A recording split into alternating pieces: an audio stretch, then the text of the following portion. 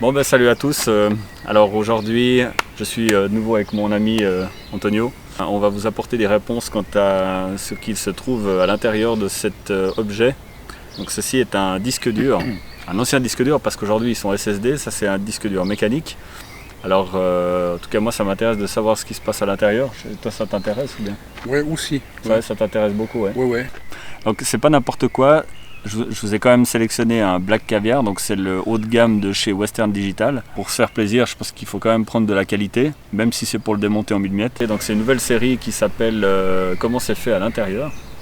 Non, c'est fait comment à l'intérieur? Ça fait comment à l'intérieur? Comme d'habitude, si vous aimez nos séries, mettez un pouce bleu, un pouce vers le haut si vous n'arrivez pas à identifier le bleu. Et puis n'hésitez pas à partager la vidéo, ça nous fait beaucoup de bien, ça nous fait plaisir. D'ailleurs ça nous a été conseillé par notre psychiatre. Faites des vidéos débiles. Ok, donc on ne sait pas trop comment on va parvenir à ouvrir ce truc.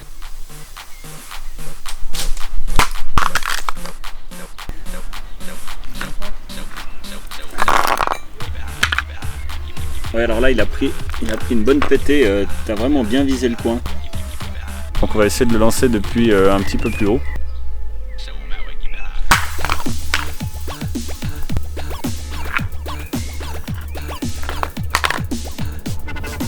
Bon, la méthode des corbeaux n'a absolument rien donné, alors on va passer à la phase 2. T'es d'accord Antonio qu'on passe à la phase 2?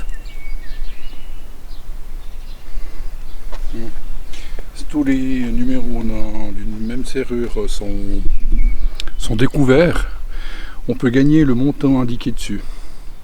Donc autant vous dire qu'on n'a que dalle. Ouais, t'as que dalle quoi. Ouais. Ça ressemble assez bien à ton mode de vie quoi.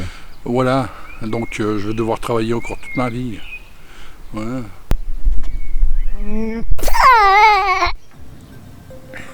Bon alors parce qu'on n'est pas des animaux, on va essayer cette fois-ci de s'y prendre avec un tout petit peu plus de méthodologie que d'habitude.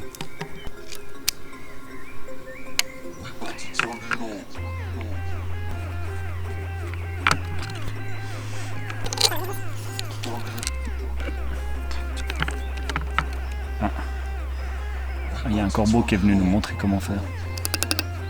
Ah ouais, donc tu vois, j'ai enlevé les vis là, mais alors il se passe rien du tout. Ok, il y a encore des trucs ici. Ah, d'accord. Je crois que tu as compris, hein, donc il y a des pastilles ici qui cachent des vis.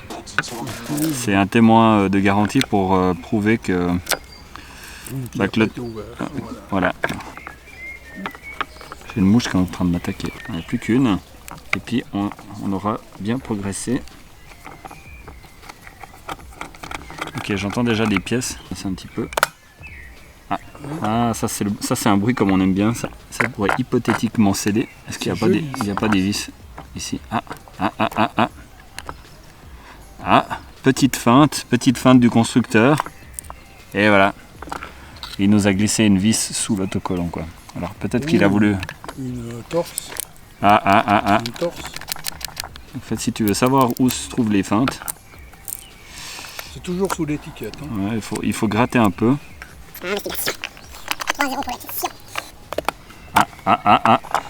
Il se passe un truc cool. Donc là on arrive à une étape décisive, donc tu vois comment c'est fait maintenant à l'intérieur d'un disque dur. Donc là on a le disque lui-même sur laquelle la surface sur laquelle les données sont enregistrées. Donc ça normalement ça tourne assez vite. Là je crois qu'en mode comme ça non alimenté, les freins doivent être bloqués pour pas qu'ils... Je crois, hein, parce que là c'est quand même de la belle mécanique, ça a l'air assez précis. Et là on a un joli bras de lecture, donc normalement cette partie là, si je dis pas n'importe quoi, elle est censée s'orienter comme ça. Elle va se déplacer sur la surface pour pouvoir faire la lecture. C'est assez beau, hein, vraiment. Ah ouais. Oh, voilà. Donc là, ce qui va se passer, c'est que quand on va accéder aux données, eh bien, on a les petites têtes de lecture ici qui vont se déplacer à la surface de cette manière, quoi, pour accéder aux données qui sont fragmentées sur le disque. Puisqu'en fait, au tout début, les données normalement ne sont pas fragmentées. L'ordinateur essaye d'enregistrer la plupart du temps les données au même endroit pour un même programme par exemple. Donc tu installes un programme comme Microsoft Office, et ben, il va essayer d'aller te le caser où il y a de la place, mais il va essayer de te l'inscrire dans le même territoire, si on veut du disque, sur le même rayon. Et puis petit à petit, quand tu vas effacer des bribes de gros fichiers comme des films, etc., puis si tu fais des nouvelles installations de programmes, normalement il va du coup inscrire une partie du programme à un endroit et une autre partie à un autre endroit, ce qui fait qu'on va le fragmenter. Maintenant tu comprends pourquoi en fait le disque, des fois la tête de lecture n'arrête pas de chercher, parce que quand tu lances un programme, elle va devoir lire le fragment qui est ici, puis le fragment qui est plus loin, donc ta tête de lecture elle va bouger le long du disque et tes temps d'accès vont être un petit peu ralentis. Ouais. Bon, si ça se trouve, tout ce que je raconte, c'est de la foutaise, mais je crois pas. Évidemment, alors quand un disque est grippé, comme on vient de le lancer tout à l'heure, là, quand il est sous tension, si la tête est en train de lire, et puis qu'on a un impact, comme ça par exemple, normalement, tu as la tête qui vient faire une marque sur le disque, et le disque, il est plus ou moins foutu. Ok, donc ça, pas vraiment protégé, voilà, le cerveau du disque dur, il est là. Avec les chipsets. Putain, mais ça c'est lourd, on dirait que c'est du plomb ce truc. Ah, ça, on dirait pas, mais c'est hyper lourd ce truc. Ah ouais. Ouais, alors je pense qu'il y a une première étape ici. Et vous aurez remarqué qu'aujourd'hui on n'aura encore pas fait vraiment preuve de violence, sauf au tout début. Donc là on a déjà une bonne dizaine de vis sur cette étape.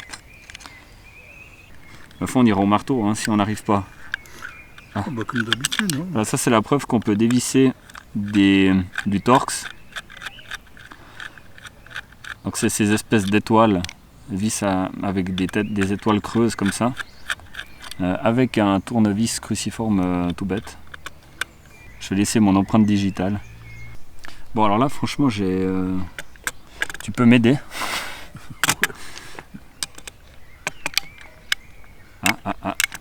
Il se passe des trucs, il se passe des trucs. Il se passe des... Oh putain, je vais le prendre peut-être dans la tronche, c'est ce qui pourrait bien m'arriver. Bon, il y a un système à ressort. J'ai vraiment pas envie de le prendre. On va voir, peut-être de l'autre côté, il y a des vis. Il s'est passé un truc, mais... Oh bon.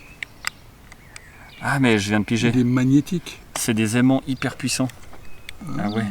Ah, donc là, la force que je viens de mettre pour lever ce truc, c'est dur juste parce que c'est un aimant hyper puissant. Heureusement que j'ai pas ma montre avec moi. Et non mais... Ah ouais. Donc là on a un aimant mais vraiment méga puissant.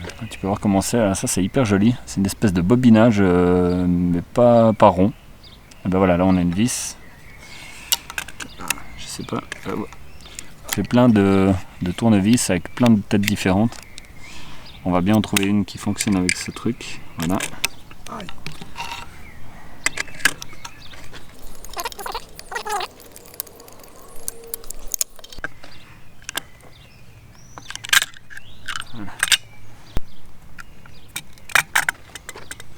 Donc là on a la tête de lecture, donc c'est vraiment du joli matériel. C'est de l'aluminium, c'est fraisé. C'est une vraie belle pièce. On dirait un ouvre-capsule. Je trouve pas là ce truc. Excellent.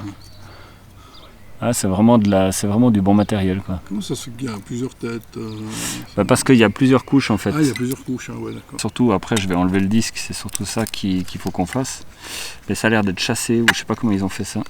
Normalement, l'ensemble devrait pouvoir sortir. Je comprends pas. Est-ce que c'est de nouveau un aimant qui empêche? Ah! Est-ce que je me suis fait feinter de nouveau? Ah non, ça c'est juste un axe. C'est juste un axe. On peut peut-être essayer de le chasser. Et je crois que ça marche. On va en venir à bout de ce truc. Et voilà. Alors là, on a un petit moteur bobiné, tu vois, on a un bobinage classique. Et puis là, donc on voit bien ce qui se passe, on a les surfaces des disques. Donc il y a 2 disques.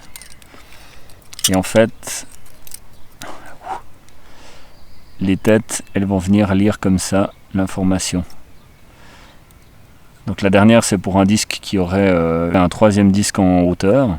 On voit bien la chose. Alors maintenant, pour vous montrer, mais je crois que ça sert à rien de voir ce qu'il y a à l'intérieur. Hein. Pour moi, c'est deux disques qui sont assemblés tout simplement. Et puis qui sont montés ici avec ce compartiment-là. Il est monté sur ce petit moteur. Donc là, on a une partie fixe, hein, donc c'est un rotor fixe. Et puis c'est cette partie-là qui va tourner. Et j'ai même pas donné un seul petit coup de marteau sur le matériel directement, quoi. Donc voilà, on a réussi, il est vaincu. Enfin, je sais pas ce que t'en penses. Ouais, génial. On a vaincu, c'est bon? On a vaincu, ouais. On a vaincu, ouais, ok. C'est vraiment des belles petites pièces. Peut-être de quoi faire un hand spinner. Ah non? Ah, quoique.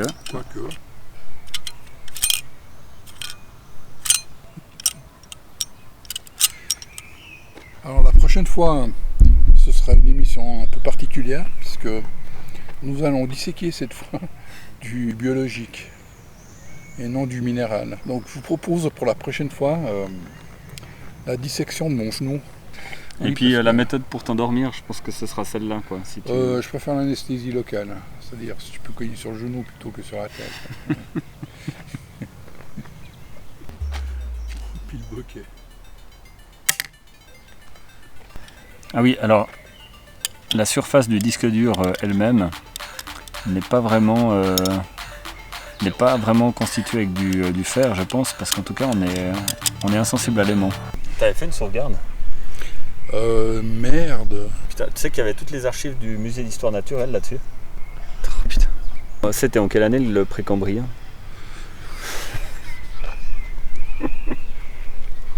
Please stay clear to the closing door. C'est un indice sur ma prochaine vidéo.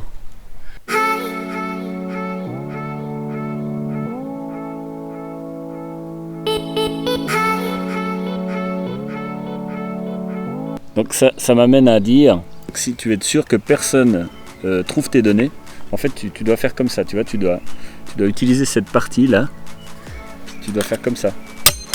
Tu dois bien viser en fait le... Voilà.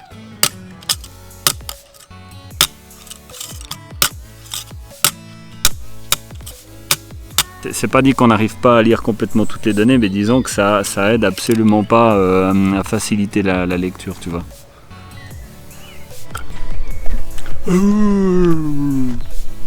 Et c'est beau.